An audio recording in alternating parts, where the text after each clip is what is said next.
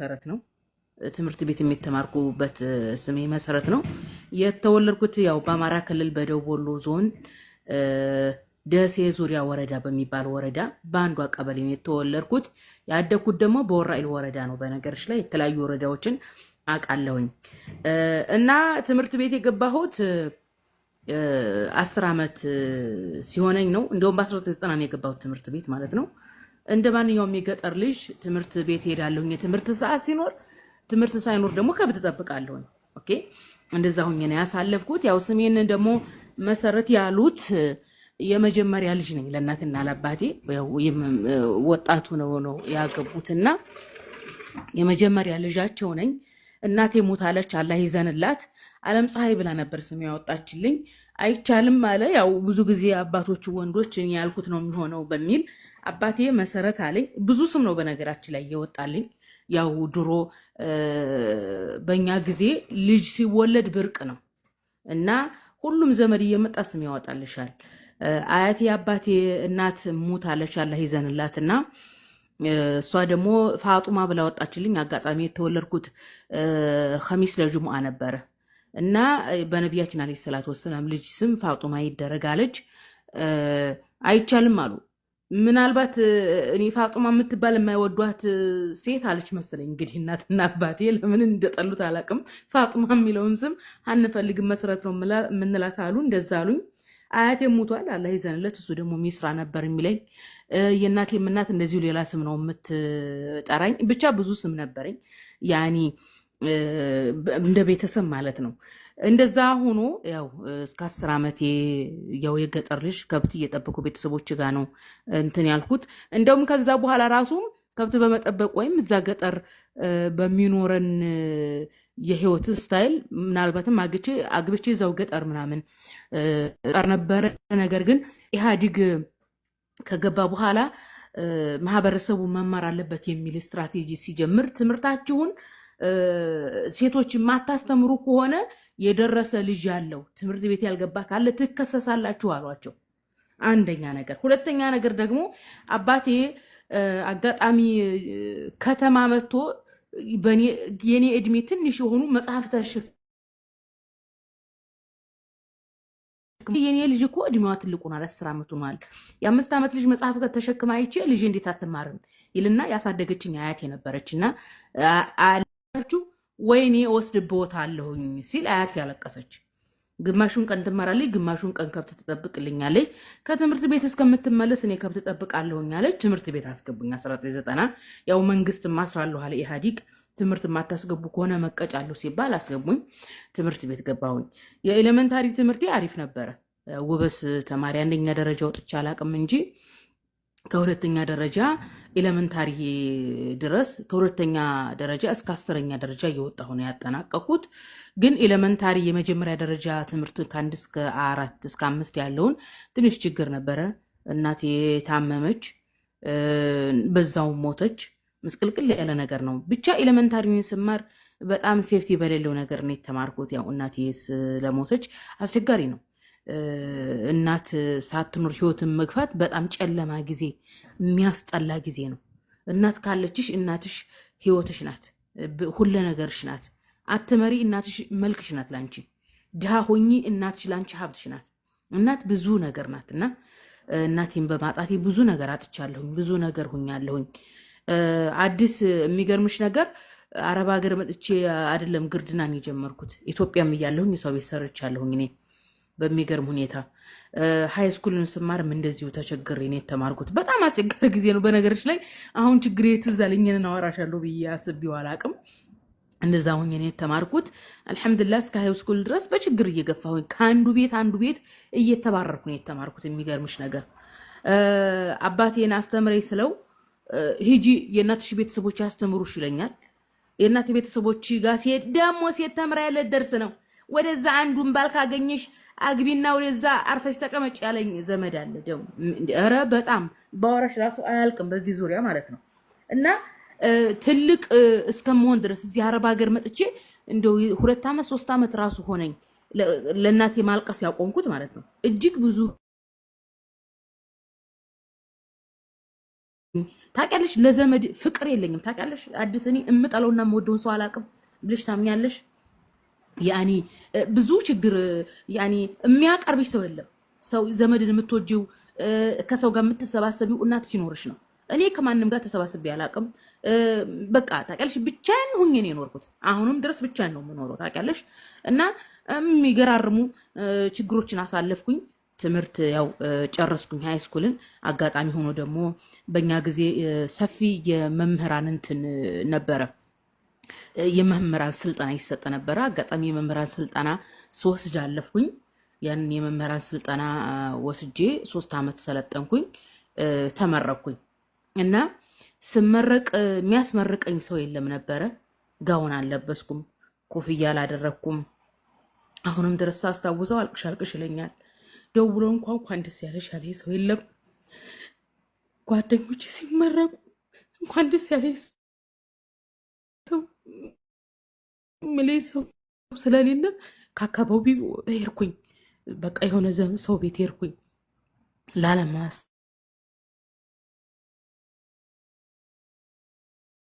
ታውስ ለዓለም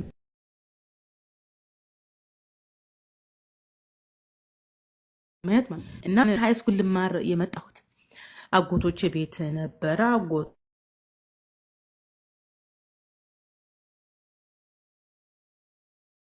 ነበረ እና እንትን የመምህራን ስልጠናውና የነርሲንጉ ስልጠና በተለያየ ጊዜ ነው የሚወጣው የነርሲንጉ ስልጠና 2 ወር ይቆያል እና አጎቴ ያው ትንሽ ረድቶኛል እንዳለው ገንዘብ እንደ ህይወቱ መርዳት የሚጠበቅበትን ባይረዳኝም ረድቶኛል እና እኔ ጋሽ መምህር መሆን አልፈልግም ነርስ ነው መሆን የምፈልገው ስለው አንደኛ የነርሱ ፈተናው ሊከብድብሽ ይችላል ላታልፊ ትችያለሽ ሁለተኛ ነገር ደግሞ ረጅም ጊዜ ነው ስለዚህ የመምህራኑ እድል የመጣልሽን ተጠቀሚ አለኝ እና ሚስቱ በጣም ተቆጣጣረዋለች ያኒ አላረለ በየቤቱ ይለያያል ህይወታቸው ሚስቲቱ ናት አለቃው እንጂ እሱ ቸግሮት አልነበረም በሰለም ደግሞ ያኒ ኋላ ቀር አስተሳሰብ ያለው ማህበረሰብ ነው ጠንካራ ወንድ ቢሆን ኖሮ አጎቴ ራሱ ቢያስተምረኝ ፍላጎቴን ቢያሳካልኝ ይችል ነበር ግን ያው ሚስቲቱ ስለነበረሽ የቤቱ አለቃ ምን ብዬ ነው ያንተን እህት ልጅ የምሸከመው እንደውም ሰው ቤት ሰራ ያልኩሽ ለምንድን ነው እኛ ቤት የምትመጪው ጉልበት አለሽ አይደለም እንዴ ሰተሻት በይም እንዴ በላኛ አባራኝ ነው ከቤት እና እነሱም ቤት ሰራተኛ ሆኜ ነው በርግጥ የኖርኩት እና ብቻ አልሞም ሄርኩኝ ሃይ ስኩል ላይ ስማር ግን ይሄ ነርሲንግ ከመጠበቂ የመምህራኑን ተፈተኒ ያለኝ አጎቴ ክርስቲያን ነው ያኔ ኦርቶዶክስ እምነት ተከታይ ነው እሱ የሚሆነው በሆነ አጋጣሚ ኦርቶዶክስ ሆኖ ያኔ የሁሉ ሰዎች ነን ሙስሊሞች ነን በእናቴ በኩል የእናቴ ወንድም ነው እና ክርስቲያን ስለሆነ እሱ አጎቴ እኔ ደግሞ ከገጠር መጥቼ ሙስሊም ናት የሚባል ወሬ ስለተወራ ሰፈር አንዲት የደሴ ልጅ ሃይ ስኩል ስንማር ነይ ብላ ጠራችኝ አንቺ ክርስቲያን እንዳትሆኚ አለችኝ ያኔ ስለ ኢየሱስ ልትነግረኝ ነው ከዚህ ነው የምጀምረው እንግዲህ የንጽጽሩ ነገር የኔ ማለት ነው እና ኢየሱስ ሰው ነው ነብይ ነው ደግሞም እኮ አልተሰቀለም አለችኝ አሁን ኢየሱስ ምን ይሁን ምን ሰው ይሁን መላእክት ይሁን አላቅም ስለ ሃይማኖት አላቅም ምክንያቱም እኔ ገጠር ነው ተወልጄ ያደግኩት ገጠር ሁሉም ሰው እንደኔ ወላሂ የሚል የሚመስለኝ ሁሉም ሰው አማርኛ የሚያወራ ይመስለኝ ነበር አንቺ ወፎቹ ራሱ አማርኛ የሚናገሩ ይመስለኝ ነበር በፊት ልጁነን አያቴ እርሻ ይታረሳል አይደለም አሁንኛ ገጠር ባቄላ አተር ምስር ሲዘራ የሚደርሰው ጥቅምት ላይ ነው ጥቅምት ላይ ሂደሽ በጧት ነው መንቀል ያለብሽ ፀሐይ ከመታው ይረግፋል እና ጧት ወፎቹ ከጮሁ ወፍ ጮሁ ጉሙ ተነሱ ትላለች ስለዚህ በቃ ወፎቹ ተነሱ ብለው ነው የሚል ይመስለኝ ነበር ልጅ ስለሆንኩ በጭንቅላቴ ማለት ነው እና ወፎቹ ራሱ አማርኛ የሚያወሩ ይመስለኝ ነበር ከዛ ገጠር መጣሁ የሚገርምሽ ነገር ከገጠር ስመጣ ብሔር ማለት እንደው አላቅም ከኛ ወላሂ ከሚለው ማህበረሰብ ውጪ ሃይማኖት እንዳለ አላቅም መንግስት ማለት ራሱ አላቅም ኦኬ መጣሁኝ እንዴ አንደኛ እድሜ ትልቅ ነው ይገርምሻል እስከ 8ኛ ክፍል ጥሩ ደረጃ ይዤ ነው የተማርኩት እድሜ ራሱ 17 ነው እንዴት ነው ስለ መንግስት ስለ ብሔር ስለ ሃይማኖት ማታውቂው ልትይጂያለሽ አንደኛ የገጠር ልጅ ነን እንበላለን እንጠጣለን ይመሽልናል ይነጋልናል ስለ ሃይማኖት ስለምንም አላቅም አልሞም ሃይ ስኩል ስማር ልጅቱ በቃ ሃይማኖት ምናልባት ያው ብዙ ጊዜ ከገጠር የሚመጡ ገጠሬ ልጆች የዘመዶቻቸውን ሃይማኖት ይከተላሉ። እኔም ብዙ ማቃቸው አሉ ኦርቶዶክስ የሚሆኑ ጴንጤዎች እነዛ ዘመዶቻቸው ክርስቲያን ያረዋቸዋል እና ክርስቲያን እንዳትሆኚ በክርስትና እኮ ኢየሱስን ፈጣሪ ብለው ነው የሚያምኑት ኢየሱስ ሰው ነው አለችኝ። ያኒ ነገሩ ጆሮዬ ውስጥ አለ እንጂ ኢየሱስ ማን እንደሆነ አላውቅም። የደሴ ልጅ ናት ኸዲጃ ትባላለች። እኔ እንደወድሉን ባገኛውን በዘይራት ደስ ይለኛል። አልሞም ይህንን አለችኝ። ይህንን ብላኝ ሃይስኩልን ጨረስኩኝ እና ደግሞ ከሃይስኩል እንደጨረስኩኝ እንደዚሁም ያጎቴ ሚስት ያው ሰርተሽ ቢ ብላ ከቤት ስላባረረችኝ የሆኑ ሰዎች ቤት ተቀጥሬ ሄድኩኝ ሰራተኝነት ልሰራ እና እነዛ ሰዎች አቃቸው ነበረ። ሙስሊሞች ናቸው። ያኒ አክራሪስ ሙስሊም ሳይሆን ያኒ ጥሩ ናቸው፣ ለዲናቸው ቤታቸው ፊልም ምናምን ያሳዩ ነበርና ጁሙአ የሻህ መዲዳትና የዶክተር ዛኪር ይከፈት ነበር እና ዶክተር ዛኪር አሸነፈ፣ ሻህ መዲዳት አሸነፈ፣ ሙስሊምና ክርስቲያን ገጥሞ ሙስሊም አሸነፈ ሲሉ አልፎ አልፎ ያለው የቤት ሰራተኛ ስለሆንኩኝ ገብቼ ቁጭ ብዬ እንዳይፈቀድልኝም ብቻ ስራ ምናምን ስራ በሩ ላይ አንገቴን አሾልኬ ወይም በሩ ላይ ቁጭ ብዬ ነው የማየው እና ሙስሊሙ አሸነፈ ክርስቲያኑ ተሸነፈ የሚል እንጂ ስለ ሃይማኖትም አላውቅም። ሰላት እንደሚሰገድ ነገሩኝ፣ አንዳንድ ነገሩኝ። እንደውም አንድ ማስታውሰው ያው የገጠር ልጅ ነው። የሚገርምሽ ነገር አሁን ላይ ነው እንጂ ሰው የገጠር ልጅ ሞንሽ ምን ሞንሽ እንዳለ የሚቀበልሽ በፊት አካባቢ የገጠር ልጅ መሳቂያ መሳለቂያ ነው የሚያደርጉሽ ታውቂያለሽ። እና አንድ ጊዜ ማቃቸው ሰዎች ነበሩና በአማርኛ ልጽፍ የርኩኝ የቁርአንን እንትን እንዴት እንደሚሰገድን የአረበኛውን ስለማላቀው አንድ ጁዝ ላይ ለምሳሌ ይሄ እንትን ሱረቱ ናስ እንደሞ ቁል ሁላሁ አሐድን እነዚህን በአማርኛ ጽፌ ልሸመድዳቸው ስጽፍ ሳቀችብኝ ልጅቱ። እሷ ቤት የከተማ ልጅ ናት። ቤተሰቦቿ ቁርአን ቤት አስገብተዋት ቁርአን ቀርታ በአረበኛው ነው የምታነበው። እኔ በአረበኛው ማንበብ ስለማልችል በአማርኛ ልጽፍ ስል ሳቀችብኝ። ችግር የለውም ንገሪኝና ልጻፍ አልኳት። ልጅ ናት በእርግጥ እኔ እንትን አላትም እኔ በእድሜ በልጣታለሁ። የዛ ጊዜ እሷ ኤሌመንታሪ ነው የምትማረው፣ እኔ ሃይስኩል ነው የምማረው እና አልተቀየምኳትም። አልሞም ጻፍኩትና እንደዛ ሰላት እንዴት እንደሚሰገድ ለመሸምደድ ሞከርኩኝ። እንደዚሁ እያልን ኮሌጅ ልማር ሄድኩኝና ታመምኩ። በጣም ታመምኩ። ብርድ መጥቶ የታመምኩ። የርኩበት አካባቢ ብርዳማ ስለነበረ የኖርኩበት ሃይስኩል የተማርኩበት ትንሽ ሙቀት ስለነበረ ሙቀቱና ብርዱ ተጋይቶ ኃይለኛ ብርድ ታመምኩኝ እና በዛን ሰዓት ነው እንግዲህ ኦርቶዶክስና ጴንጤ የሚባል ነገር ያወቅኩት። ጴንጤዎቹ እንጸልይልሽ አሉ መጥተው እንጸልይልሽ ጌታን ተቀበይ አሉኝ። ጌታ ማለት ምን እንደሆነ አላቅ የማውቀው ነገር የለኝም። ታምም ያለሁኝ እኔ የምፈልገው እንድድን ነው። ኦርቶዶክሶች ደግሞ አጋጣሚ ደግሞ ሄድንበት አካባቢ በቃ 100% ኦርቶዶክስ ነው። ደብተራ ምናምን ያለበት ነው። የሚገርምሽ ነገር እንደገና ከአካባቢውን እየኖርኩት ስመጣ ነው ያወቅኩት። ኦርቶዶክስ ካልሆነች ጂኒዋ አይለቃትም ጋኒኗ አይለቃትም አለ። የሚገርምሽ ነገር እኔ አልፈልግም አልኩ። ጴንጤዋንም አልፈልግም አልኩኝ። እኔ ቤተሰቦች ጋር ነው መሄድ የምፈልገው አልኩ። በቃ መሞት ስለመሰለኝ እኔ ቤተሰቦች ጋር ነው መሄድ የምፈልገው አልኳቸውና አስቆምኳቸው ሁለቱንም። ከዛ እምቀርባት እምወዳት አንዲት ኦርቶዶክስ እምነት ተከታይ አለች። የሚገርምሽ ነገር አረብ ሀገር ስመጣ ለመጀመሪያ ጊዜ ስጦታ ያገዘሁ ለሷ ነው። ያኔ ከሄድኩ ብዬ ማለት ነው። ጥሩ ሰው ናት። አብልታኛለች፣ አጠጥተኛለች። አጎቴዎቼ ሚስቶች ከቤት ሲያባረሩኝ እሷ ቤት ሂጄ በላ ነበረ። እንደዚህ አደረጉኝ እያልኩኝ የምነግራት እሷን ነበር። እና አጋጣሚ እኔ ያለሁበት አካባቢ መጣች። እኔ ያለሁበት አካባቢ ስትመጣ ታምሜ ስታየኝ በቃ ይሄ አካባቢውም አዲስ ስለሆነ ምናልባት እንደው ሰይጣን ምናምን ይዞሽ ሊሆን ይችላል ምናምን አለችና ሰው ለምና ኦርቶዶክስ እምነት ተከታይ ስለነበረች ያው ጸልየችልኝ። ይሄ የጸሎት መጽሐፍ ምናምን እሱን ምናምን አነበበችልኝ። ከዛ ለማምናምን ብላ ጸበል ይዘኝ ሄደች። ስላሴ ይዘውኝ ሄዱ፣ ገብርኤል ይዘውኝ ሄዱ። ያልሄዱበት የለም ብቻ አስጠመቁኝ። ያኔ አስጠመቁኝ ሳይሆን የጸበል አስገቡኝ። አልተሻለኝም። አጋጣሚ ብርድ ስለነበረ የተለያዩ ሐኪሞችን ስጠይቅ ብርድ መቷት ነው አሉ። ያንን መርፌ ተወጋሁኝ፣ ተሻለኝ። እና የንጽጽሩ የሚጀምረው ይሄንን ያልኩሽ ምንድን ነው የንጽጽሩ የሚጀምረው ከዚህ ጋር ነው። ይሄ የተለያየ ሃይማኖት እንዳለ ገባኝ።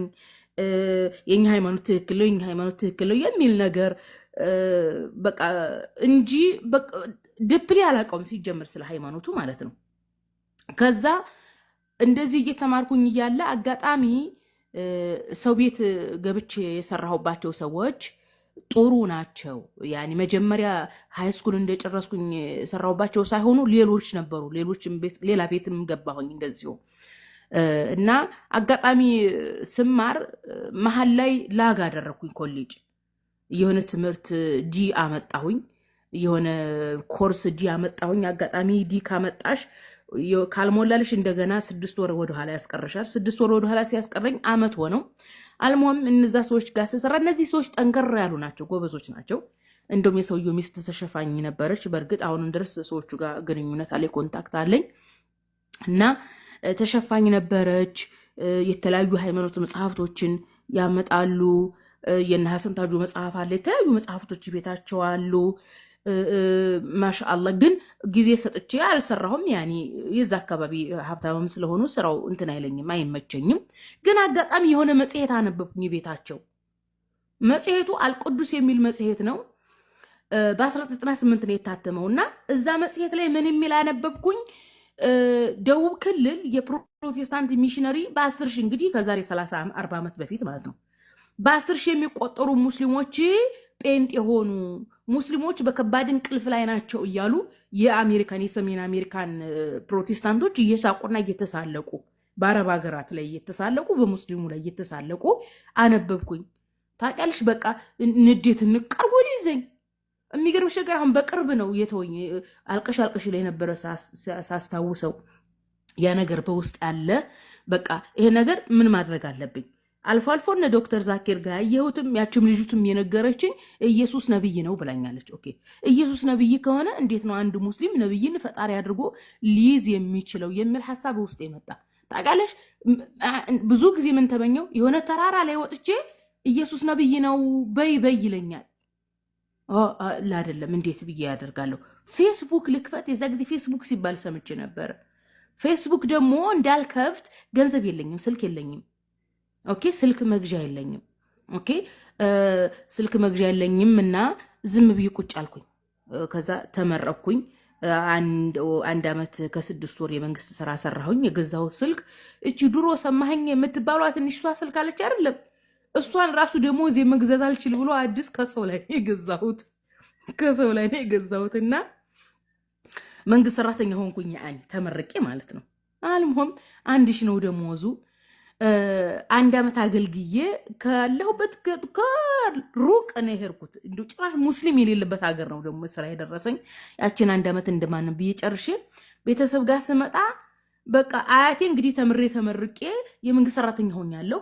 እጅጄን ታያለች። ወላሂ አዲስ አይኗ እስካሁን ፊት ላይ ያለ ያኒ ቸግሯታል። ገጠር ነው እሷ፣ ከብት እየጠበቀች ነው ያስተማረችኝ እና ብዙ ነገር ማድረግ አለብኝ።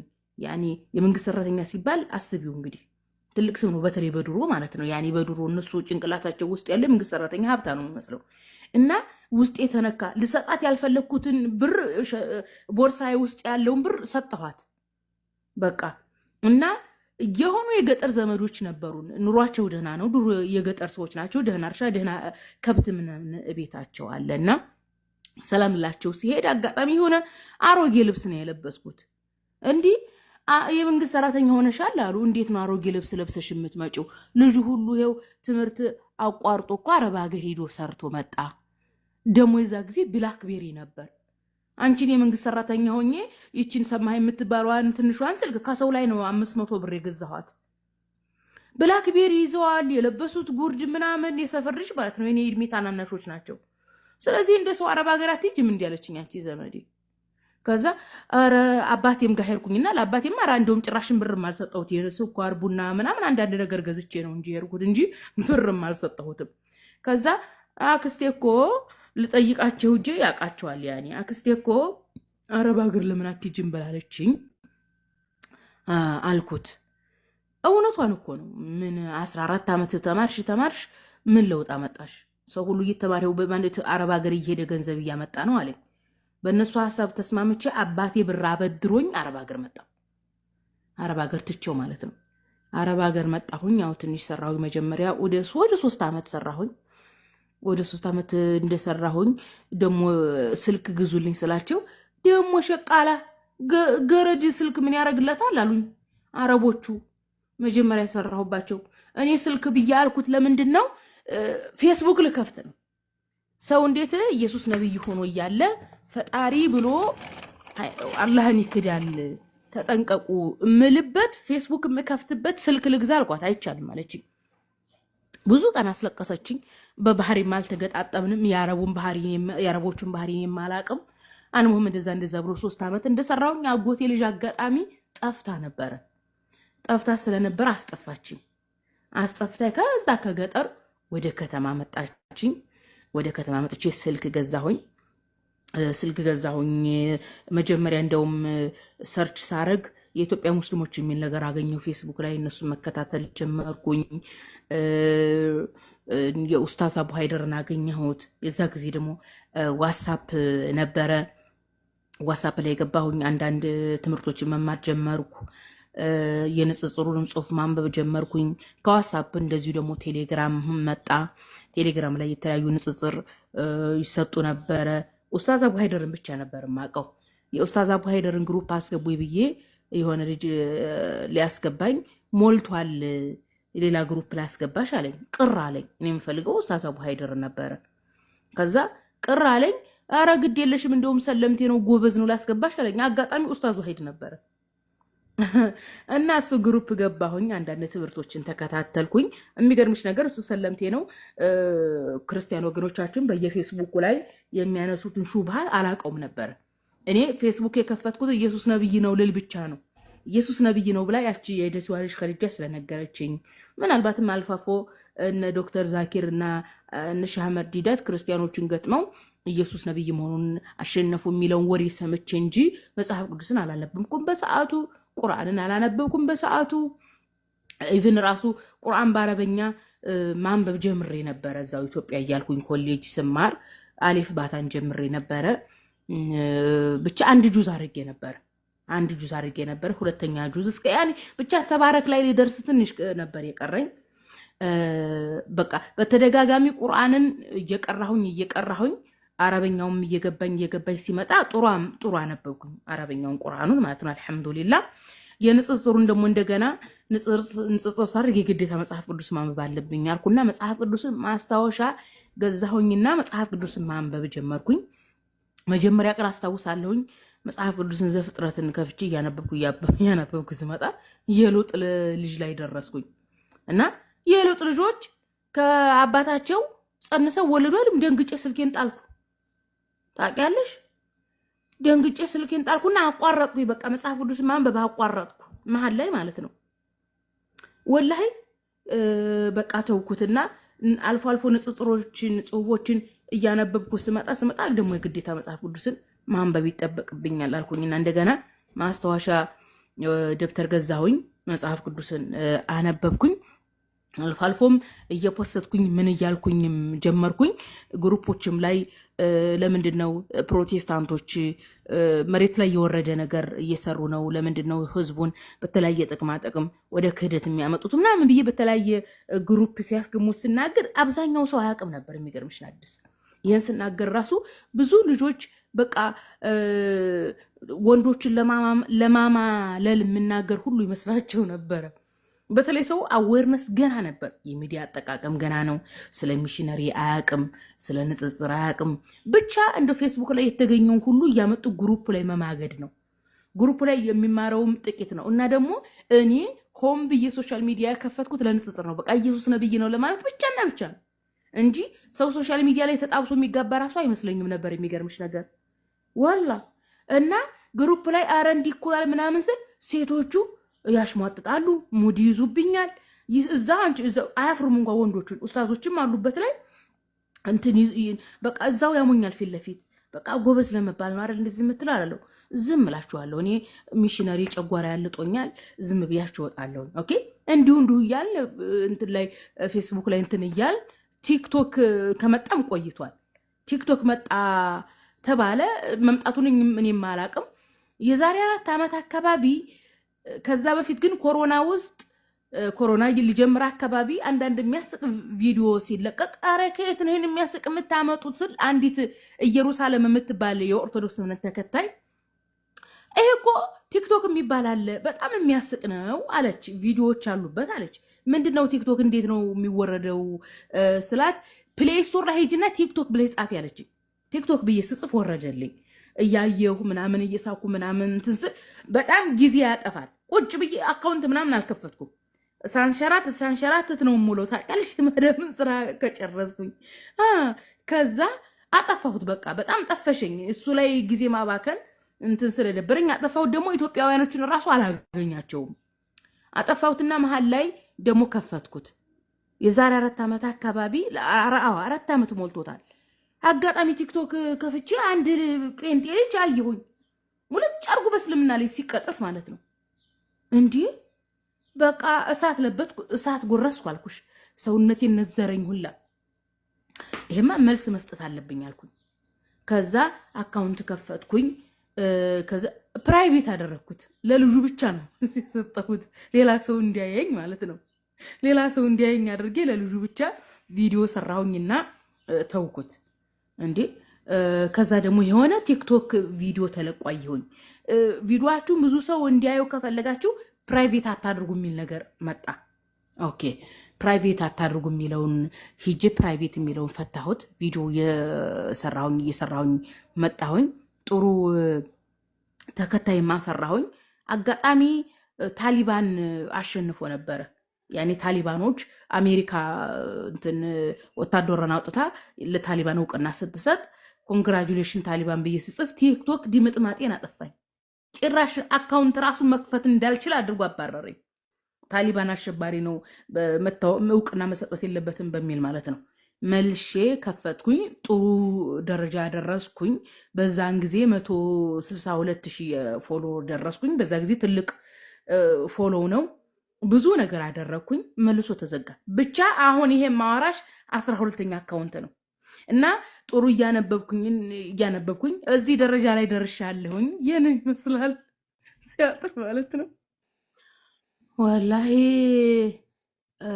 ብዙ ጊዜ አስቤያለሁኝ። አሁን ኢትዮጵያ ሄጄ ምንድን ነው መስራት እንፈልገው የሚለው ነገር አልወሰንኩም። ምን መስራት እንዳለብኝ አላውቅም። በጣም የተቸገርኩት ነገር ቢኖር ይሄ ነው። በነገራችን ላይ አዲስ እድሜ አሁን ወደ 38 እየመጣሁ ነው። ያኔ ገና ትንሽ አይደለሁም። በነገርሽ ላይ አንድ ሴት ከ30 ዓመት በላይ ወጣት ራሱ አትባልም እና ወጣት የሚለው ላይ አይደለሁም። አሁን ጎልማሳ እየሆንኩ ነው። ትልቅ ሰው እየሆንኩኝ ነው እና ምንድን ነው መስራት የምፈልገው? የምሰራውን ነገር አላቅም። ታውቂያለሽ፣ ሁሉ አማረሽን ገበያ ታውጧት እንደሚባለው ይሄኛውም ጆርኒ ይስበኛል፣ ይሄኛውም ጆርኒ ይስበኛል። በፊት አካባቢ አረብ ሀገር እንደመጣሁኝ ግን ኢንተርኔት ሰውን እንትን ይላል፣ ያበላሻል። በነገሮች ላይ በእርግጥም ያው ወደ ንጽጽሩ አለማመጣኝ እንጂ ኢንተርኔት ሳልጠቀም በፊት እጽፍ ነበር። ኢንተርኔት ባይኖር ግን ጸሐፊ ይሆን ነበር። በቃ የማልጽፈው ነገር የለኝም። ደብተርና እስክሪብቶ ገዛችልኝ። መጀመሪያ 3 ዓመት የሰራሁባት ሴትዮ ያው ብዙ ጊዜ የምጽፈው ስለናት ነው። ብዙ ጻፍኩኝ። እንደ አንድ ግማሽ ደብተር የተለያዩ ሀሳቦችን እጽፋለሁኝ። ብቻ ያገኘሁትን ስራ ስፈታ እጽፋለሁኝ እና እዛ ጋር የሆነ እቅድ አወጣሁኝ ለስራ። ያቀርኩት እቅድ በ3 ዓመት የአገር ብገባ ነበር ያን መስራት እንፈልገው፣ ወይም ከ2 ዓመት በኋላ ነበረ። ስጠፋ ያቅድ ቀረ። ኦኬ ደግሞ ሌላም እንደዚሁ ነደፍኩኝ። በተለይ እንትን ነበር መሆን እንፈልገው፣ ይሄ ከፋሽን ጋር የተያዘ እሱም በጣም እንትን ብሎኝ አፌክት አድርጎኝ ነበር ራሱ። አንድ ጊዜ እንደው ማስታውሳለሁ ስልኬን የሞላው ስለ ፋሽን ነበረ። በቃ ፋሽኒስታ ለመሆን ማለት ነው። ያለ አይደለ እንትን ነው ይሄ ከብራንድ ጋር የተያዘ ዝም ብሎ ልብስ ሻጭ ሳይሆን ከብራንድ ፋሽኒስት ነበር መሆን እንፈልገው። ስልኬ ፎርማት አድርጎ አብሮ አስተሳሰብን ፎርማት አይሆንም። አዲስ ከ8 ዓመት ምናምን ይሆነዋል። ከ8 ዓመት በፊት ከ7 ዓመት በፊት ነው ስልኬ ፎርማት ሲል አብሮ አስተሳሰብ ያሰብኩት ስለዛም ፎርማት ሆነ። በቃ ተውኩት፣ ቀየርኩ ሐሳብ። በቃ ደበረኝ። ያኔ ቆዘምኩ አልኩሽ፣ ለረጅም ጊዜ ቆዘምኩ። ደግሞ ሐሳብ ቀየርኩኝ። ብቻ በተለያየ ጊዜ የተለያየ ሐሳብ ይመጣልኛል።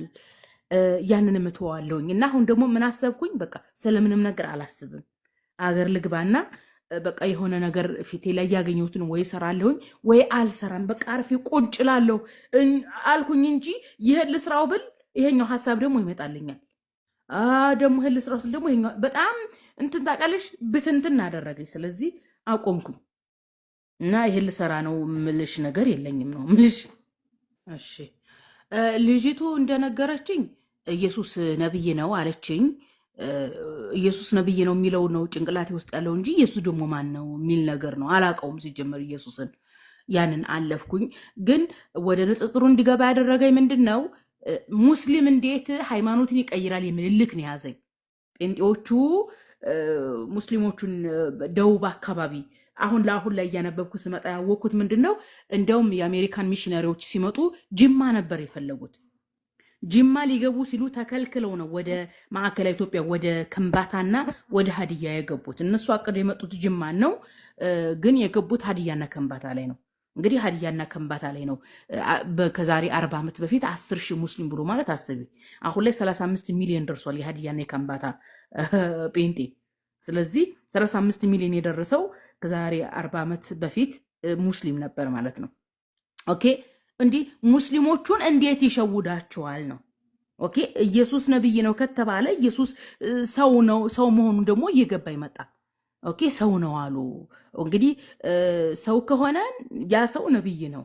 ነብይን ፈጣሪ እንዴት ይላሉ? እንዴት ሙስሊሞቹን ካፊር ያደርጓቸዋል የሚል ልክ ነው ወደ ንጽጽሩ ያመጣል።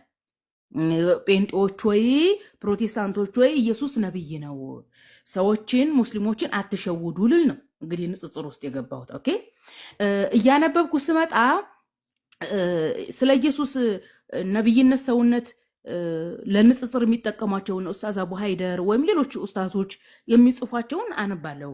ሳነባ በትክክል የሚው ኢየሱስ ነብይ ነው እላለሁኝ። ነገር ግን መጽሐፍ ቅዱስን በትክክል ሳላነባ አልፎ አልፎ ደግሞ ክርስቲያኖቹ የሚያመጡት ነገር ደግሞ እንትን ይላል፣ የሆነ ሁለት ልብ ውስጥ ያስገባሻል። ኦኬ ስለዚህ እንደዚህ ለጀማሪ ሰው እንደዛ ነው፣ ግራ ይገባል። እኔ አሁን ብዙ ጊዜ ሰው ጋር አላወራም። ኦኬ ቻት አላበዛም። ኦኬ ፌስቡክ ላይ እጽፍ ነበረ ወይም አነብ ነበረ። ያነበብኩትና የጻፍኩትን ነገር ከራሴ ጋር ብቻ ሆኜ ማውራት ጀምራለሁ እንዲገባኝ ማለት ነው። አሁን ስላነበብሽ አይገባሽም። አንድ ጊዜ አስታውሳለሁ ኡስታዝ ዋሂድ የሆነ ጽሁፍ ጽፎ ስለጻፈው ጥያቄ ጠየቁት ግሩፕ ላይ። ያኔ ጠየቅ ነው ልበልሽ እንዴ እናንተ አታነቡም እንዴ? እኔ የጻፍኩት እኮ እንዳትጠይቁኝ ነው፣ አንብባችሁ አትረዱም እንዴ አለ። ተቆጣ። ግን አንብበነዋል። እኔ ደግሜ ሄጄ አነበብኩት። አንድ ነገር ስላነበብሽ ይገባሻል ማለት አይደለም። ኦኬ ታነቢውና ያነበብሽውን አስቀምጠሽ ከራስሽ ጋር ስትነጋገሪ ነው የሚገባሽ። እና እኔ አሁን ቆይ ፈጣሪ ማለት ምን ማለት ነው? ኦኬ ንጽጽር ማለት ምን ማለት ነው ብዬ ራሴ ጋር ማውራት ጀመርኩኝ። ኦኬ ንጽጽር ብሎ ማለት በሁለት ነገር መካከል ያለን ነገር ማነጻጸር፣ የተሻለውን መምረጥ ነው የሚል ውሳኔ ላይ ደረስኩኝ። ስለዚህ በእስልምናና በክርስትና መካከል ንጽጽር ሲደረግ የማህበራዊ ህይወት ሁለቱም ሃይማኖት ያምተው የሚልሽ መልካም እንድትሆኝ እንደሚሰብክ አውቃለሁኝ። ያኔ ታውቂያለሽ ፖላይቲ በሆነ ተፈጥሯዊ በሆነ አስተሳሰብ እንግዲህ ክርስትናም መጥፎ ሁኑ ካላለ እስልምና መጥፎ ሁኑ ካላለ ምንድነው የሚያለያየን የሚለውን ከራሴ ጋር ስነጋገር ምንድነው መለኮታዊ አስተምሮ እስልምና ለአምላክ የሚሰጠው ምንነትና ክርስትና ለአምላክ የሚሰጠው ምንነት ነው የሚያለያየን የሚል ነጥብ አገኘሁ። ኦኬ ስለዚህ በእስልምና ይህንን ምድር የፈጠረ አምላክ አላህ የተባለ አምላክ እንዳለ ይህ አምላክ ከጥንት ጀምሮ ከአዳም ጀምሮ ነብያቶችን እንደሚያስነሳ ይህን አምላክ ማንም አይቶት እንደማይችል ይህ አምላክ ታላቅ እንደሆነ ደግ ሩህሩህ እንደሆነ ስለዚህ አምላክ ስታስቢ ውስጥሽ በደስታ እንደሚሞላ ደግ አምላክ እንደሆነ መለኮት እንደሆነ መለኮት በምንም ልትመስዩ ማትጪ እንዲኮነ ሰው ሆኖ ነበር መጥቶ ሞተ ማትዩ ነገር ነው የሚል ነጥብ ላይ ደረስኩኝ። ስለዚህ ስለ አምላክ ስለ መለኮት ሳስብ እንደዚህ ካልኩ በክርስትናው አምላክ እኮ ሰው ሆነ መጣ በላ ጠጣ መባሉ እጅስ ትክክል አይደለም። ሰው ነው። በሰውና በእንስሳ መካከል ልዩነት አለ። ያኒ የሰውና የእንስሳ ዕውቀት እኩል አይደለም። አሁን እንስሳ ባለቤቱን ያውቃል፣ ያበላውን ያጠጣውን በተደጋጋሚ ያደረበትን ቤት ያውቃል። ነገር ግን የሰው ልጅ በእንስሳ ልክ አይደለም፣ ዕውቀቱ የተለየ ነው። ኦኬ በፍጥረታት መካከል እንደዚህ የደረጃ ልዩነት ካለ በሰው ልጅና በመለኮት መካከል ትልቅ ደረጃ አለ፣ የልዩነት ደረጃ አለ። ስለዚህ መለኮትን ማንም ሊደርስበት የማይችል ነው። ስለዚህ ሰዎች ሰው ሆነ እንዲኮነ የሚሉት በራሳቸው ስልጣን የሚናገሩት ነው። ይህ መሆን የለበትም የሚለው ነገር እስልምናው ላይ ያለው ይሄን መሆን አለበት የሚለው እንትን አልኩኝ። ይሄን ያልኩት ለምንድን ነው? በቃ ኢየሱስ ነብይ ነው ኢየሱስ ነብይ ነው ሲባል እኔ አልኩ አንድ ጊዜ እንደው ማስታውሳለሁ ኮሌጅ ሲማር የተከራየሁባቸው ሰዎች ኦርቶዶክሶች ስለነበሩ እመኑኝ ኦርቶዶክስ በሆነ ራሱ ሃይማኖት ቀይር ነበር አልኳቸው። ምክንያቱም ኢየሱስ ነብይ ነው። እንዴት ነው? ፍጹም ሰው ነው፣ ፍጹም አምላክ ነው። ኢቭን ስላሴ የሚለው ጠይቀሽ ዙረሽ ትጠይቂያለሽ፣ የጠየቅሽውን ይመልሱልሽና ደግሞ መልሰሽ ውድ ጥያቄ ያስገባሻል። ያኔ አይደለ የሆነ ዙሪያ ጥምጥም የሚያስኬድ ንጥልጥል አድርገሽ የምትረጁ አንድ ሲደመር አንድ እኩል ይሆናል ሁለት ሚል መልስ አታገኝም። የሆነ ራሱን የቻለ ምንነት የለውም። የሆነ ታውቂያለሽ የተወሳሰበ እንደውም ምን እላለሁ መሰለሽ በሎጂክ ደረጃ የሰው ልጅ በቋንቋ ደረጃ ቋንቋ የተፈጠረው የሰው ልጅ ሊረዳበት እንዲችል ነው። ሂሳብም የተፈጠረው አንድ ሲደመር አንድ ሁለት ብለሽ እንድታውቂ ነው። በቃ በሂሳብ ደረጃ አንድ ሲደመር አንድ እኩል ይሆናል ሁለት በሚለው ስላሴን ካልተረዳ ነው። ወይም በአማርኛ ቋንቋ አበበ በሶ በላ ሲባል አንድ ሰው አበበ በሶ እንደበላ ይረዳል በቋንቋ። በዚህ መልኩ ካልተረዳ ነው ይሄ ነገር ትርጉም የለውም። የሚያደናብረን ከሆነ ሊገባን የማይችል ከሆነ ዘላለም ዓለማችንን ዙሪያውን የምንጠይቅ ከሆነ ይሄ ነገር ትክክል መሆን የለበትም። ሰው ነው፣ ነብይ ነብይ ነው፣ መልአክ ነው። ሁሉም የራሱን ዓለም የያዘ ነው የሚል እንትን ላይ ደረስኩኝ። የሚል የሆነ ከህሊናሽ ከተፈጥሮሽ የምትረጁዋል አይደለ? እንደዛ በመረዳት ነው እንግዲህ ንጽጽሩን ያወቅኩት። ወደ ንባብ ስመጣ ብዙ ጊዜ የምመክራቸው ምንድን ነው ስታነቡ በደንብ አንብቡ። በተለይ አሁን ላይ ያዳበርኩት ነገር ምንድን ነው? አሁን ላይ ያዳበርኩት ከበፊቱ በጣም ይሻላል። ልዩነት አለው። ይገርምሻል።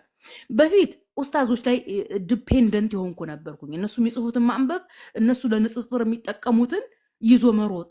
ይሄ ጥሩ አይደለም። መጽሐፍ ቅዱስን ሳነብ ራሱ መጀመሪያ ላይ እደናገር ነበር። እንዲህ እውነት ክርስቲያኖቹ እንደሚሉት ኢየሱስ እንደ ፈጣሪ ሆነ እንዴ ብያቃለሁኝ። ታውቂያለሽ እነሱ የሚሰጡትን መጽሐፍ ቅዱስን ሳነብ። ምክንያቱም ሁላችንም የስርዓተ ነጥብ አጠቃቀም አናቅም፣ ቶፒክ አናቅም፣ አውድ አናቅም። የሚገርምሽ ነገር እና ከቁርአን ይልቅን ያልዋሸሽም መጽሐፍ ቅዱስ ነው በጣም ብዙ ጊዜ ያነበብኩት። ከዛ እያነበብኩት ስመጣ አውድ ማለት ምን ማለት እንደሆነ ሲገባኝ ቶፒክ የሚባል ርዕስ ይሰጣል። ልክ ትምህርት ቤት ስንማር በተለይ 90ዎች ላይ ብልጣጦጢት የሚል ርዕስ ይሰጣል አይደለ? ስለ ጦጣ ለማውራት ነው። ደግሞ እንዲህም ልጅነቴ የሚል ደግሞ ትምህርት ነበር። ያን ስለ ልጅነታችን ሊያወራ ነው አይደለ? ርዕስ የተሰጠው መጽሐፍ ቅዱስ ላይ ርዕስ የተሰጠው በዛ በተሰጠው ርዕስ ስር ሊያወራ ነው። ስለዚህ ርዕሱ እንደሚነግረን ስርዓተ ነጥቡ እንደሚጠቁመን አውዱን አንድ ጥቅስ ስለሰጡን ክርስቲያኖች ይዞ መረጡ ሳይሆን ጥቅሱ ያለበትን ሙሉ ማንበብ እንዳለብኝ እና ተደጋጋሚ ማንበብ እንዳለብኝ ተረዳሁኝ። እና ንጽጽር ላይ ለምትሰሩ ሙሉ መጽሐፍ ቅዱስ ማንበብ አለባችሁ። ይሄ ነው። ሙሉ መጽሐፍ ቅዱስ የማታነቡ ከሆነ ኡስታዞች ወይም ንጽጽር ላይ የሚሰሩ ሰዎች ይዟት የሚሮጡትን አንቀጽ ይዛችሁ የምትሮጡ ከሆነ ያተረዳችሁ ማለት አይደለም። ይህንን ነው እንግዲህ የተረዳሁት። አዲስዬ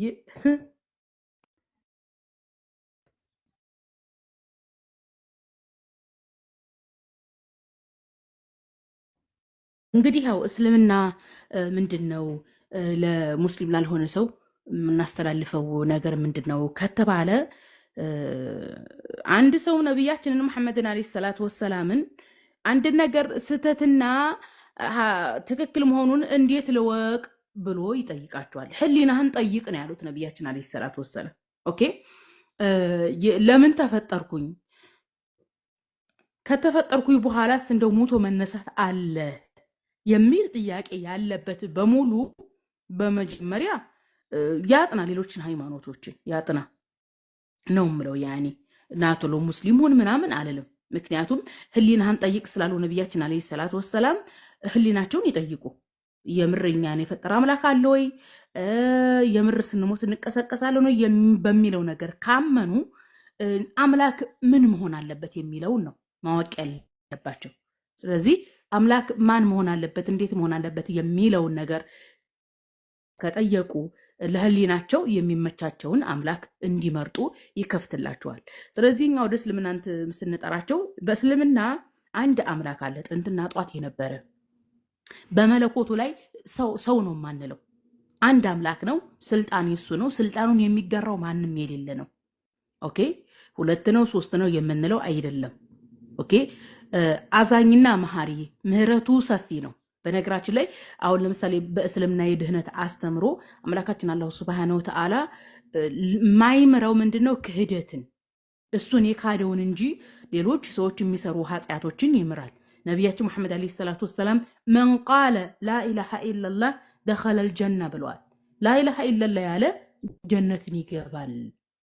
ኦኬ በእስልምና እንደው ጥፋት አጥፍተሽ ለጥፋትሽ ንስሐ ሳታደርጊ ብትሞች ራሱ አምላክ የቅጣትሽን ቀጥቶሽ ከገሃነም ተወጫለሽ እንጂ እንደሌላው ሃይማኖት በቃ ገሃነም ከገባሽ በዛው ገብተሽ ቅሪ አይደለም።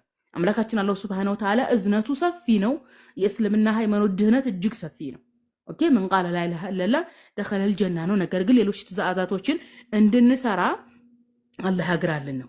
ስለዚህ ምንድነው እንድታነቡ ህሊናችሁን እንድትጠይቁ። ኦኬ ነብያችን አለይሂ ሰላቱ ወሰላምም ደግሞ ምን ብለዋል? እኔ የተላኩት ብለዋል ኢነማ ቡኢስቱ ሊመካሪመ አኽላቅ ብለዋል።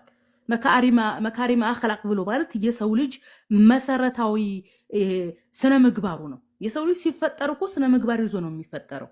ለዚህ ነው አሁን ለምሳሌ እንደው መጽሐፍ ቅዱስም ላይ ያለ ቁርአን ማነው ሐዲስም ላይ ያለ የሰው ልጅ በአምላክ ምሳሌ ነው የተፈጠረው ይባላል። በአምላክ ምሳሌ ሲባል ሰው አምላክን ይመስላል ሳይሆን አምላክ ደግ ነው፣ አምላክ እውነት ነው፣ አምላክ ሐቅ ነው። ኦኬ አምላክ ፈራጅ ነው አይደለም። የሰው ልጅ ሲፈጠር በተፈጥሮ ፈራጅ እንዲሆን ሐቀኛ እንዲሆን ነው የተፈጠረውና ነብያቶች ሚላኩት ነብያችንም እንዳሉት እነማ ቡኢስቱ ሊመካሪመ አኽላቅ የሰው ልጅ መሰረታዊ ስነ ምግባሩን ይዞ እንዲቆይ ነው። ያ ስነ ምግባሩ እንዳይነቃነቅበት ነው የተላኩት ብሏል። ይህ ብሎ ማለት የሰው ልጅ ሐቅ መሆኑን እያወቀ እንዳይዋሽ። ሙስሊም አይዋሽም ምንለው ለዚህ ነው። ሙስሊም በእናትና በአባቱም ላይ ቢሆን ራሱ እናትና አባቱ ጥፋት ካጠፉ ይኸው አባቴ ጥፋተኛ ነው እናቴ ጥፋተኛ ነው የሚል የማይነቃነቅ ስነ ምግባር እንዲይዝ ነው። እንዳይሰርቅ ከሰረቀ ማወሰርቅ ያለው ቸግሮኝ ነው እንዲህ ነው እንዲል። ኦኬ እውነተኛ እንዲሆን ደግ እንዲሆን ካለው እንዲያካፍል አዛኝ እንዲሆን በሰዎች ላይ ድንበር እንዳያልፍ በራሱም ላይ ድንበር እንዳያልፍ በአላህም ላይ ድንበር እንዳያልፍ ኦኬ ህሊናውን ጠብቆ እንዲኖር ነው የተላኩት ብለዋል ነብያችን አለይሂ ሰላቱ ወሰላም። ስለዚህ እንደነዚህ አይነት እረፍት የምታገኙበት ሙሉውን በማንበብ አሁን በነገርሽ ላይ 99% እንደው 100% እንዳልል አንዳንድ ሰለምቲ እህቶች ወንድሞችም ስላላችሁ ነው እና ከእናት ከአባቴ ያገኘሁት ነገር ለምን ውሸት ተባለብኝ የሚል እልክ ነው ያለው። በንጽጽሯን በነገራችን ላይ ብዙ ጊዜ እናገራለሁ። ከሌላኛው ወገን ንጽጽር እያደረጉ ሳይሆን ለምንኛ ትክክል ካልሆን በሚል እልክ የተሞሉ ናቸው። እልክ መርፌ ያስወጣል እንደሚባለው እልክ ጥሩ አይደለም። እልክ መጋባት ሳይሆን እውነትን ፈልጉ፣ አምላክን ፈልጉ። እንደው የፈጠረኝ አምላክ ምን መሆን አለበት የሚል ውስጥሽን ሳቲስፋክሽን የሚሰጥሽ ስትተኝ በሰላም የምትተኝበት ኦኬ ስትነሽም ስለ አምላክሽ ዘላለም እንዴ ምድራዊ ህይወትሽን የምታካሂጅበት ዳቦሽን ፍለጋ በሰላም የምትወጭበት ቀን ሲሆን ግን ማመልከው አምላክ እንዲህ ነው እንዲህ አይሆንም እንዲህ ለምን እንዲሆን የሚል ጥያቄ ማትጠይቅበት ሰላማዊ እንቅልፍ የምትተኝበት ሰላማዊ መንፈሳዊ ህይወት የምታሳልፊበት ነው ኢስላም። የኔ እንዴ ምክንያቱም የፈጠረን አምላክ አለ እሱ ወዶ ገነት ካስገባን ነው የምናየው ብለናል። ስለዚህ ገነት ገብተን አምላካችን ጋር እስከምንገናኝ ድረስ ምድር ላይ ይሆን አምላክ ለምን እንዲሆነ ለምን እንዲሆነ አንልም። ምክንያቱም በመኖሩ እናውቃለና። ኦኬ ደግሞም ውስጣችን አምላክን በሚፈራበት ልኩ ነው መኖር ያለብን እና ዓለምም እንትን እንዳይለን በተለያዩ ሰው ሰራሽ ነገሮችም በብልጭልጮችም እንዳንከዳ ውስጣችን ነው ማዳመጥ ያለብን። ብልጭልጭ ነገር በጆሮአችን የምንሰማው ነገር በአይናችን የምናየው ነገር ሳይሆን ሊስበን የሚገባው ውስጣችንና ህሊናችን ጋር ተነጋግረን ነው አምላክን ማምለክ ያለብን። እኔ እኮ ስለ ንጽጽር ፌስቡክ ላይ ስጽፍ ማለት ነው ስለ አምላክ አላቅም። ንጽጽር ላይ ዝም ብዬ ጽፋለሁኝ። ኢየሱስ ነብይ ነው ላለሁኝ፣ ግን መለኮት ምንድን ነው የሚለውን አላቅም ነበረ። እና አንድ ጊዜ ፌስቡክ የተበላሸ ያው ልክ እንደ ቲክቶክ 10 ጊዜ ነበር የምከፍተው ፌስቡክ ማለት ነው። ኢቭን ራሱ ፓስወርድ መያዝ አልችልም ታውቂያለሽ። ብዙ ጊዜ ፓስወርድ ማስገባት ሳልችል ቀርቼ ፌስቡክ ላይ ራሱ በስሜ ሰርች ብታገኘ የኔን አካውንት ታገኛለሽ። እና በቃ ብቻዬን ሆንኩኝ። ብቻዬን ሲሆን ግን አምላክ ማለት ምን ማለት ነው የሚል ጥያቄ ከራሴ ጋር መጣ። ስለዚህ መለኮት ብሎ ማለት በቃ ማንም ሰው ያላየው ደግ ይህንን ዓለም የፈጠረ የሚል ነገር ከራሴ ጋር መነጋገር ጀመርኩኝ። ወላሂ እንደውም የሆነ ቤት ስሰራ ነው ጊዜውን፣ ሰዓቱን፣ ቤቱን፣ ክላሱን ሁሉ አስታውሳለሁ አሁን ትዝ ሲለኝ። ከዛ በኋላ እረፍት ተሰማኝ ታውቂያለሽ። ከዛ በፊት ሙስሊም ሆኜ ኢየሱስ ነብይ ነው ላለሁኝ እንጂ ኢቭን እንኳን ማንን ነው የማመልከው የሚለውን ነገር አምላክ ምንድነው ሲባል ራሱ በስነ ስርዓቱ አልመልስም። ኦኬ። ከዛ ምን አደረኩኝ? በቃ አምላክ ብሎ ማለት የሰው ልጅ ስለ አምላኩ ሲያስብ ውስጡ በደስታ ሊሞላ ይገባል። አምላክ ሲባል ያኔ ልክ እንደ ጓደኛሽ ወይም እንደምታውቂው ሰው የምትናገሪው ሳይሆን ለአምላክ ስለ አምላክ ስትጠየቂ ያኔ እጅግ ሰፊ ነው። ያኔ ልትገልጩ ራሱ አትችይም። ታላቅነቱን፣ ደግነቱን፣ መልካምነቱን፣ መለኮትነቱን ያኔ ህሊናስ ራሱ አድማሱን ያሰፋል። ግን ስለ አምላክ ስታስቢ ደስ ይልሻል።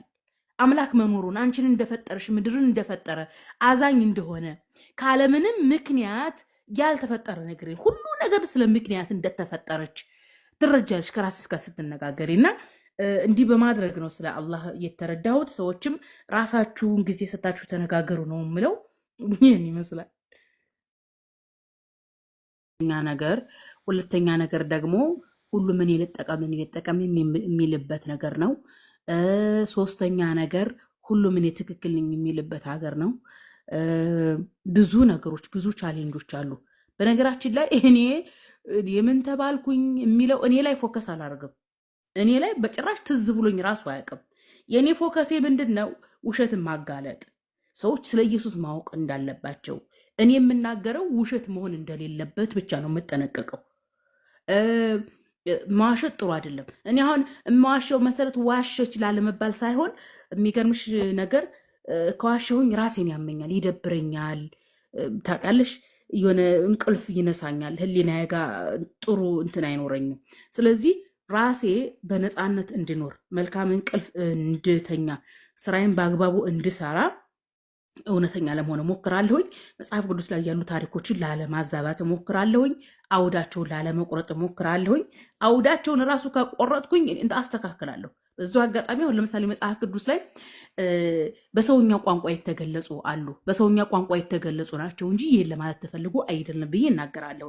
ወንድሞች እህቶች ንጽጽር ላይ የሚሰሩ ራሱ እንደዛ ማድረግ እንደሌለባቸው እንትን እላለሁኝ። በነገርሽ ላይ አዲስዬ እዚህ ላይ ምነግርሽ ነገር መልካም ነገር ጎልቶ አይወጣም እንጂ ፖላይትሊ ለክርስቲያን ወገኖቻችንም የሚጠቅም ነገር ነው ያደረግኩት። ንጽጽር ስታደርጉ መረጃ ማምጣት እንዳለባቸው ኢቭን ራሱ አሁን በፊት እንግዲህ ብዙ ጊዜ ከክርስቲያን ወገኖቻችን የተለመደው ምንድን ነው? ንጽጽር ብሎ ማለት ሙስሊሞችን ማብሸቅ፣ ያንተ ነብይ እንዲህ ነው፣ ያንተ እስልምና እንዲህ ነው መባባል ነበረ። ግን እንደዛ መሆን የለበትም። ለምትጠይቁት ጥያቄ በትክክል መነበብ አለበት። አንድ ጥያቄ በአንድ ሃይማኖት ላይ ስንጠይቅ የሃይማኖቱ ምን ብሎ ነው የሚያምነው የሚለውንም ማክበር አለብን። ኢቭን ስርዓተ ነጥቡን መጠቀም በአግባቡ አለብን። አውዱ ታሪኩ ምንድን ነው የሚለውን ብዬ አስተላልፋለሁኝ። ብዙ ያስተካከልኳቸው ነገሮች አሉ መጽሐፍ ቅዱስ ላይ። በዚሁ አጋጣሚ የመልከ ጸዲቅን ታሪክ ልንገራችሁ። መልከ ጸዲቅ የዕብራውያን ደብዳቤ ላይ ለክህነቱ መጨረሻና መጀመሪያ የለውም ይላል። ለክህነቱ እናትና አባቱ አይታወቅም ነው የሚለው። እናትና አባቱ አይታወቅም የተባለው መልከ ጸዲቅ ስለ ክህነት ነው የሚያወራው እንጂ መልከ ጸዲቅ ካለ እናትና ካለ አባት ተፈጠረ ለማለት ተፈልጎ አይደለም። እኔ ግን በፊት የሚመስለኝ መልከ ጸዲቅ ካለ እናትና ካለ አባት የተወለደ ይመስለኝ ነበርና ኢየሱስ ከእናት ከተወለደ መልከ ጸዲቅ እናትና አባት የለውም እና መልከ ጸዲቅ ልታመልኩት ነው እንዲህ የሚል ጥያቄ ጠይቅ ያውቃለሁ። ፌስቡክ ላይ ቲክቶክም ላይ እንደመጣሁኝ። ነገር ግን አንድ ስለ ክህነት ነው። ምክንያቱም እስራኤላውያኖች ክህነት በዘር ነው። አሁን ለምሳሌ የሌዊ ዘር የሆነ ነው ክህነት እንትን የሚለው እና ከዛ አስተካከልኩኝ። በቃ ይቅርታም ጠየቅኩኝ። ከአሁን በኋላ ስለ መልከ ጸዲቅ የተወራው ስለ ክህነት ማለትም እግዚአብሔርን ስለማገልገል ነው እንጂ ስለ እናት ስለ አባቱ እንዳልሆነ ይቅርታ ጠየኩኝ። ከዛ በኋላ እንትን ብዬ አላውቅም። ምክንያቱም ከራሴ ከህሊናዬ ጋር የሚሄደውን የምናገረው ነገር መጽሐፍ ቅዱስ ላይ በአግባቡ መገኘት እንዳለበት ላይ ነው እንጂ ፎከስ የማደርገው አካሌ ምን ኮመተ ስለ እኔ ምን አወራ የሚለው ቦታም ሰጥቼው አላውቅም። እኔ እንደዚህ ያሉኝ የሚል ከሆነ አልወጣም እኮ ቲክቶክም ላይ አያስወጣኝም እኮ። ግን ያንን ትዝ ብሎኝ የማያውቅም። ይህን ይመስላል።